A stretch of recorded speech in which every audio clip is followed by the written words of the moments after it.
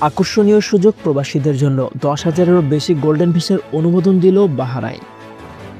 বাহরাইনের nationality passport and residency affairs NPR 10,000-এরও বেশি golden visa, residency visa অনুমোদন করেছেন।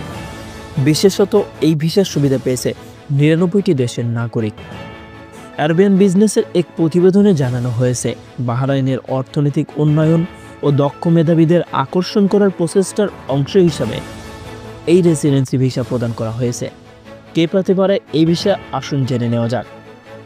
গোল্ডেন রেসিডেন্সি ভিসার সুবিধাভোগীদের মধ্যে রয়েছেন শিল্পী ও ক্রীড়াবিদ সহ দীর্ঘ সময় ধরে বাহরাইনে বসবাসরত পেশাজীবী ও তাদের পরিবার, সম্পত্তির মালিকানা থাকা ব্যক্তি, বিভিন্ন ক্ষেত্রে দক্ষ পেশাজীবী।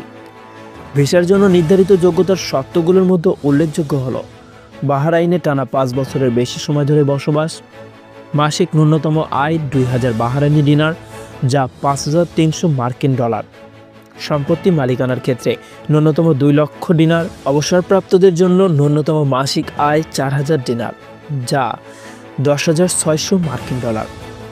সম্প্রতি গেটওয়ে গালফ 2024 শীর্ষক এক ফোরামের মাধ্যমে গোল্ডেন রেসিডেন্সি ভিসার বিষয়ে বিস্তারিত ঘোষণা দেওয়া হয়। উপসাগরীয় অঞ্চলে বিনিয়োগ সম্ভাবনা নিয়ে আয়োজিত এই ফোরামে উপস্থিত ছিলেন বিভিন্ন দেশের সরকারি কর্মকর্তা, ব্যবসায়ী ও নির্বাহীরা।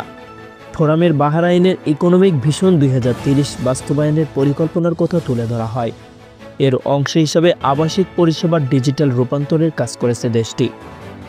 গোল্ডেন রেসিডেন্সি ভিসা আবেদন সহজ করার জন্য বাহরাইন সরকার একটি বিশেষ ওয়েবসাইট চালু করেছে। সেখানে প্রবাসীরা বিস্তারিত তথ্য পেতে এবং আবেদন প্রক্রিয়া সম্পাদন করতে পারবেন।